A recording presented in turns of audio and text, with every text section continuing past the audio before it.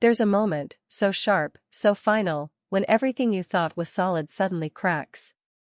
For me, it happened on a regular Tuesday night, in the bedroom I'd shared with my husband for 17 years.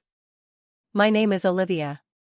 I'm 41 years old, a business lecturer, and up until that night, I truly believed I was living a stable, if not perfect, life. We had the house in the suburbs, our vacations, matching coffee mugs from our honeymoon in Florence. You know, the kind of life people envy on Instagram. But behind the glossy exterior, there were cracks. Tiny ones I'd ignored for far too long. Ryan, my husband, was in the shower. The water was running, loud enough to drown out my thoughts, but not loud enough to muffle the soft ping from his phone on the nightstand. I don't know what made me look. I'd never been that wife, the snooping kind. I always believed trust was sacred, until the moment it shattered. The screen lit up. The Ivy Room. Table for two. Friday at 7:30 p.m. window seat. She'll love it. That was the message. Short. Innocent, maybe, if you wanted to believe it. But I knew. I knew what that meant. The Ivy Room wasn't just any restaurant. It was our dream spot, the one we'd planned for our 10th anniversary but skipped because Ryan had a work trip. I'd never even been there. And yet, he had a reservation. For her. Before I could talk myself out of it, my fingers moved. The phone unlocked with the same passcode we'd chosen together, our wedding date. 4 digits that used to mean everything. What I saw inside made my heart stop. There she was, Madison. Young. Blonde. Bright smile. She worked at Whitmore and Beckman. They'd been messaging for nearly a year. Daily. Photos. Intimate texts. Notes from weekend trips. Their lives intertwined in a way that left no room for doubt. In one photo, she was nestled in his arms during a conference in Carmel, California. His eyes, so full of life and joy, they broke me. I couldn't remember the last time he looked at me that way. And yet, I didn't scream. I didn't throw the phone. I didn't storm into the bathroom and confront him. Instead, I placed it back exactly where I found it. When he asked where his blue tie was, I answered with a steady voice, second drawer. Like nothing had happened. But inside, something had changed forever. That night, I lay beside him, my back turned, my eyes wide open. Every late night he blamed on work, every shirt that smelled of unfamiliar perfume, every time he avoided my gaze, it all made sense now. The pieces I'd ignored had formed a picture I could no longer unsee. But here's the part that might surprise you, I didn't break. I didn't beg. I didn't even cry. I planned. You see, betrayal doesn't always provoke rage. Sometimes, it brings clarity. And as I watched the sunrise the next morning, I knew this wouldn't end with a meltdown. It would end on my terms. Because if Ryan thought he could replace me without consequences, he clearly never knew the woman he married. What would you do if your world fell apart overnight? Would you crumble, or would you rise? You think the worst part of betrayal is the discovery, but it's not. The worst part is what comes after, the silence, the pretending, the hollow goodbyes and forced smiles, as if your whole life hasn't just cracked beneath your feet. But I didn't scream. I didn't cry. Instead, I planned. The next morning, Ryan kissed me on the cheek like nothing had happened.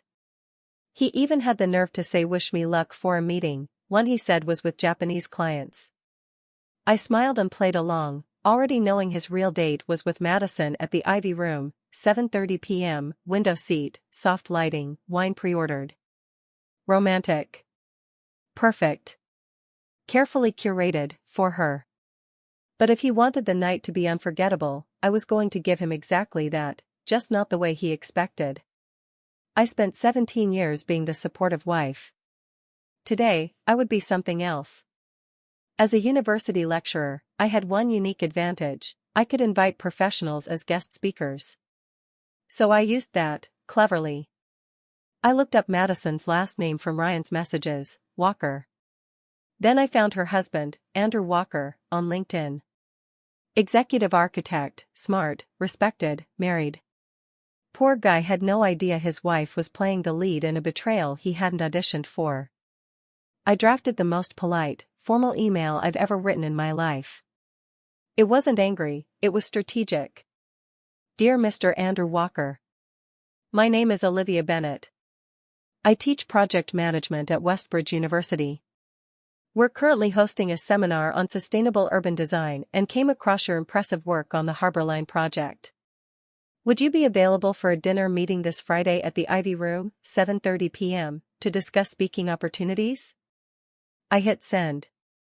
2 hours later, he replied. Thank you, Ms. Bennett. Friday at the Ivy Room sounds great. Looking forward to it. He had no idea he'd just bought a front row seat to the truth. And truth doesn't whisper. It detonates. Next, I called the Ivy Room. I spoke to the hostess with the calm of a woman booking a business dinner, not staging a personal earthquake. A table for two by the window, if possible. Ideally, near a reservation under Hamilton or Rothman. I explained we were considering a partnership, half-truth, half-trap. She bought it. Certainly, ma'am, she said. We'll place you nearby. I requested nothing special, just a good view. And that's exactly what I got. That night, Andrew and I would sit just steps away from Ryan and Madison. Close enough to see their faces when the walls came down. Close enough to witness their beautiful lie unravel under candlelight. I wasn't going to fight. I wasn't going to shout. I was going to let the truth walk in quietly, dressed like a normal evening, and tear everything apart. Some people believe revenge is loud. But sometimes, the most powerful revenge is served cold. Calculated. With a smile. And a reservation made in your name. What would you do if you had one chance to expose the truth, not with violence, but with poise? Would you take it? Or would you stay quiet? Friday night arrived like a scene written in slow motion. I got to the Ivy Room 20 minutes early, wearing the teal silk dress Ryan once told me was too loud for dinner. My makeup was subtle, my heels unfamiliar, but sharp. I didn't dress to impress him. I dressed to reclaim something I hadn't felt in years, my dignity. The hostess led me to our reserved table, just as I'd requested. A perfect view of the window seat where Ryan and Madison would be sitting. It was poetic. The very table he'd reserved to betray me would now witness the moment his double life came crashing down. A few minutes later, Andrew arrived. He looked just like his profile, professional, warm, and completely unaware of the storm I was about to guide him through. We shook hands. I thanked him for coming. He smiled politely, still thinking this was a dinner about urban design. We talked. About city planning, sustainability, education. I listened. I nodded. But my eyes, they kept drifting toward the door. And then, they walked in. Ryan, in the blazer I bought him last year. Madison, in a red dress that screamed confidence. They were laughing. He pulled out her chair like a man proud to show off his prize. She smiled like she belonged there. They didn't see us at first. But I saw everything. Ryan poured the wine. Their fingers brushed. He leaned in closer, a casual, intimate moment meant only for two. And that's when I turned slightly, and our eyes met.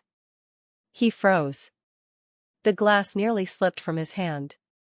The color drained from his face. Madison followed his gaze, and when she saw me, her smile vanished. I stood. Calmly. Excuse me for a moment, I said to Andrew, who looked confused but nodded. As I made my way toward the restroom, I didn't expect to meet Madison in the hallway. She stopped. Her voice cracked. You're Olivia, right?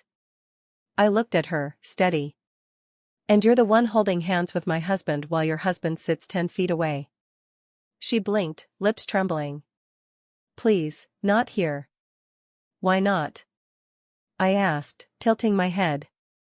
Isn't this the perfect place? Candlelight, wine, soft music. Everything set for a performance. She stammered, looking around. I'm not here for a scene, I said. But Andrew deserves to know who his wife really had dinner with tonight. That's when Ryan appeared behind her. His voice was barely a whisper. Olivia, what are you doing here? I turned toward our table.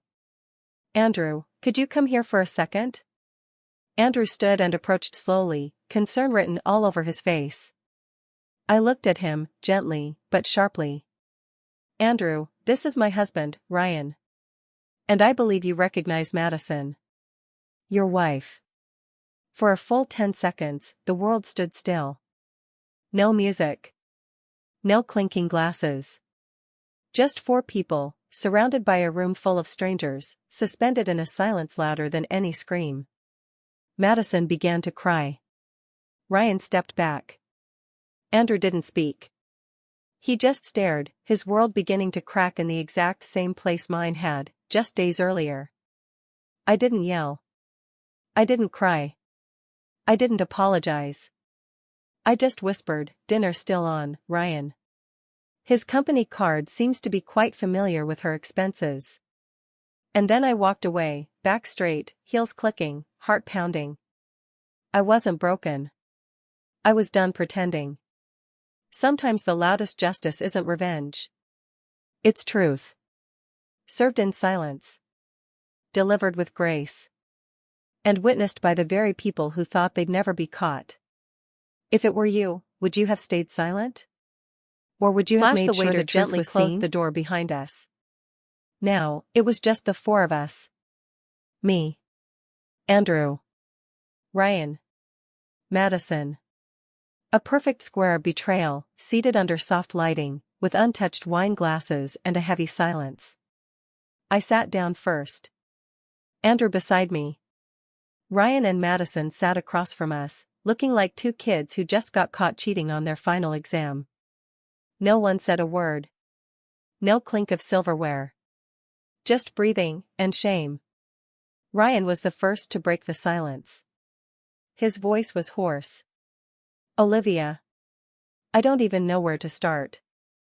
I looked straight at him, calm and steady. Start 3 days ago. When you got the reservation confirmation from Whitmore and Beckman, and I happened to see it pop up on your phone. He went silent. Madison's eyes dropped to the tablecloth like it could somehow shield her from reality. Ryan opened his mouth again, but I raised a hand. No speeches. I read everything, Ryan. Every message. Every photo. Every excuse dressed up as a business trip. Carmel, California? Really? Madison whispered, I'm sorry. I turned to Andrew. He's my husband. She's your wife. I think we both deserve to hear the truth. Out loud. Not through secrets or screenshots. Andrew didn't move. He just stared at Madison, like he was trying to find the version of her he used to love. What are you gonna tell me? He asked. That it was a mistake? A phase? That you were just lost? Madison was crying now. I never meant for it to go this far. I felt invisible, and Ryan listened. Andrew's voice broke. I listened too. I spent entire weekends redesigning your office so you'd feel inspired. I believed in you. Ryan turned to me. Olivia, please. I know I ruined something precious. But it doesn't have to end like this. We can rebuild. I laughed. Not bitter. Just tired. Ryan, the end didn't start tonight. It started the moment you looked at her the way you used to look at me. That was your choice. You just didn't think I'd notice. I reached into my purse, pulled out a hotel key card, and placed it on the table, right between us, like a final boundary. I'll be staying across the street tonight. Room 1203. Don't call. When I come home on Monday, I expect you to be gone. Ryan's face crumbled. Olivia, please. I'll do anything. I'll cut her off. I'll go to therapy. Don't throw away what we had. I looked him straight in the eye. You already did. With every lie, every message, every kiss you gave to someone else while I sat at home wondering if you were okay. He dropped his head into his hands. She meant nothing. No, Ryan. She meant everything. Because you chose her, again and again. And that wasn't a mistake. That was a decision. And now, I'm making mine. Ryan panicked. Olivia, please don't do this. I'll change. I'll get help. I'll leave my job, anything. Just don't walk away. I stood up. You can't fix a house if the foundation is rotten. He opened his mouth, like he wanted to say something else, but there was nothing left to say. Because deep down, he knew. He had made his choice. And now, so had I. I didn't go home. I didn't return to the house where I had folded his laundry, made coffee, created holidays, and memories like bricks in a wall I thought would never collapse. Instead, I walked into room 1203 at the Monroe Suites. Alone. A suitcase in one hand, and 17 years of buried heartbreak in the other. At first, I just stood by the window, watching the city move on without me. It's strange, how the world doesn't stop when your life does. The streetlights kept shining. Cars kept passing. And I finally let go. I kicked off my heels, sat on the edge of the bed, and for the first time in years, I cried. Not the silent tears you wipe away quickly. No. This was deep, raw grief, a storm that had waited too long to be heard. I cried for every lie dressed up as love. For every night I waited alone while he worked late. For every time I convinced myself that we were okay. They say betrayal feels like being stabbed in the back. But no one talks about how it feels like being erased, one slow day at a time. I don't know how long I stayed like that. Hours, maybe. But then, a knock at the door. I walked over slowly and looked through the peephole. It was Andrew. His coat was still on. His hair was a little windblown. His face held the same shock I had seen earlier at the restaurant, but now layered with exhaustion and something else, understanding. I opened the door slightly. I didn't think you'd come, I said. I didn't know where else to go, he replied. I stepped aside, and we sat by the window, two strangers bound by the same wound. For a moment, neither of us spoke. We just watched the city breathe. Finally, Andrew broke the silence. I still don't understand how you sat through that dinner. How you held it together. I gave a soft laugh. I didn't hold it together. I just waited for the right moment. Sometimes if you let someone else say the truth, it loses its weight. But when you say it, it lands. He nodded. Thank you for not letting me live in a lie any longer. We talked for what felt like hours. He told me Madison was the first person who made him feel seen, believed in his creative work. I told him Ryan had promised me forever, in the rain, with a ring, a vow, a smile, and slowly broke that promise every time he looked through me like I wasn't there. At some point, I said it out loud, I think I'm going to file for divorce. Andrew didn't flinch. He just looked at me and said, I don't think I can live with someone who pretends that well either. And that was it. Two people sitting in a hotel room, not trying to fix anything, just finally facing the truth. You know, grief isn't always about death. Sometimes, it's about the living, mourning the version of your life you thought you had, the version of yourself you lost along the way. But that night, I realized something. I wasn't weak for crying. I wasn't broken for needing time. I was human. And finally honest with myself. Sometimes it takes one night, one knock, one conversation, to begin the process of healing. Not from the betrayal, but from everything you told yourself just to survive it. The next morning, I left the hotel while the city was still wrapped in fog. I didn't rush. I didn't look back. I simply went home, to the house that used to be ours, because there were things I needed to finish. Not out of love. Not out of hope. But out of truth. Ryan was already there, waiting in the living room like a man who hadn't slept. His shirt was wrinkled. His eyes, red. His voice cracked the second I walked in. "Olivia, we need to talk." I set my purse down slowly. "Then talk." He started rambling, about how he knew he'd messed up, how he'd cut off all contact with Madison, how he'd do anything to fix it. Therapy. A clean slate. Promises recycled like broken glass. I interrupted him. "You don't have to explain, Ryan. I already know." He paused. "What do you mean?"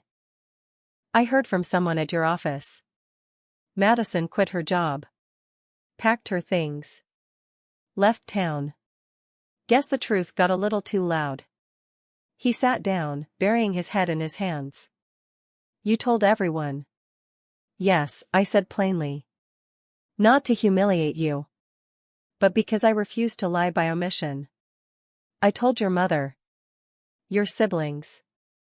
Even your old college friends, the ones you always tried to impress. They deserved the truth. Not the version you curated." He looked at me like I'd just thrown a match on his carefully stacked life. "You've destroyed my reputation." I laughed, softly. "No, Ryan. You did that. I just stopped protecting the mask you built." He got up and moved toward me. "Olivia, please. I love you. I really do." I stepped back.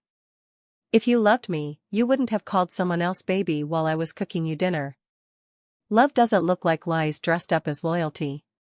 He dropped to his knees, shoulders shaking. "She meant nothing. It was a mistake." I shook my head. "It was 100 choices, Ryan. Every text. Every lie. Every dinner you shared with her while I sat alone wondering why you didn't come home."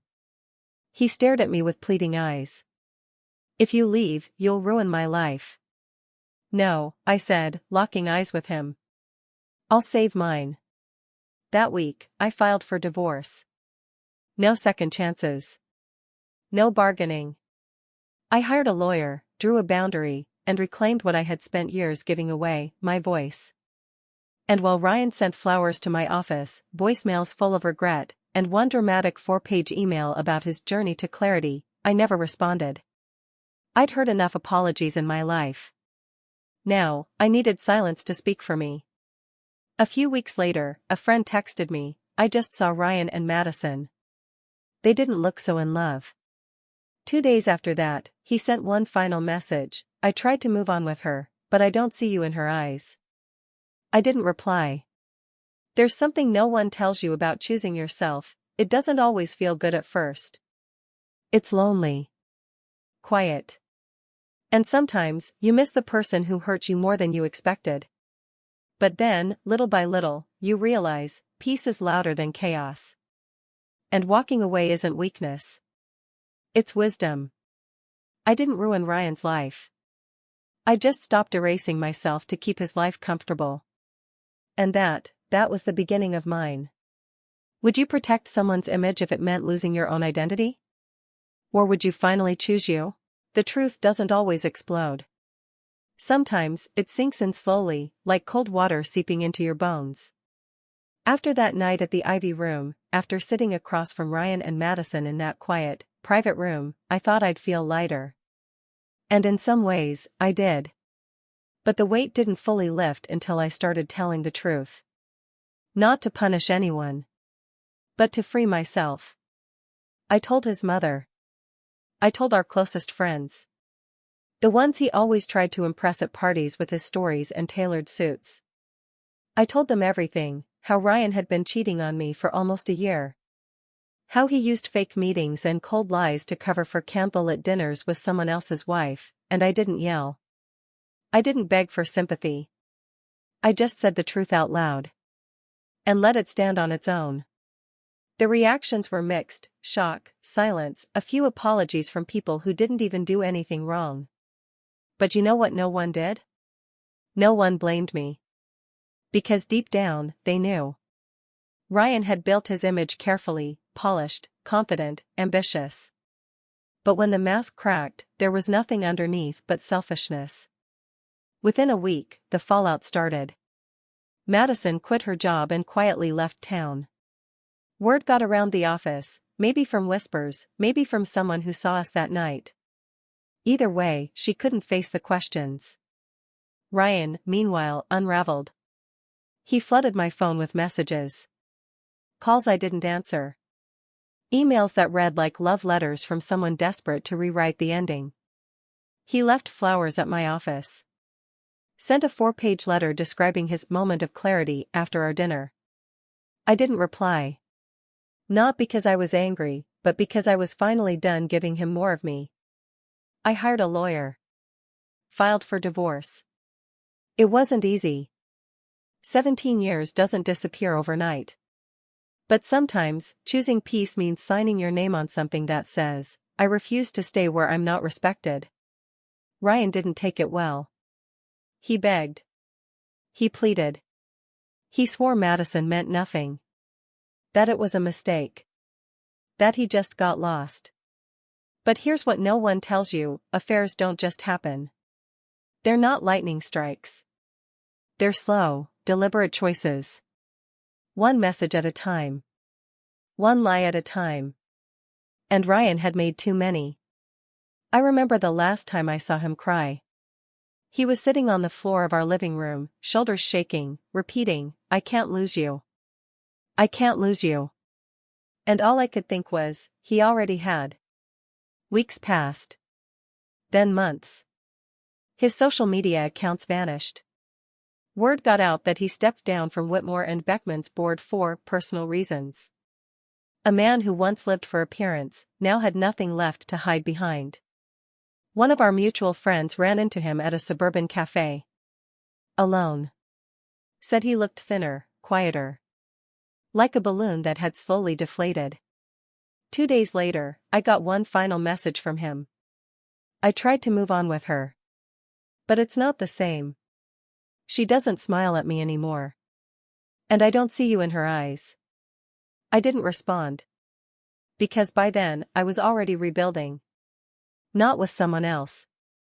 But with myself. Some people called me brave. Others said I was strong. But honestly? I just got tired of shrinking to fit into a love that didn't see me anymore. And once I saw that clearly, I never looked back.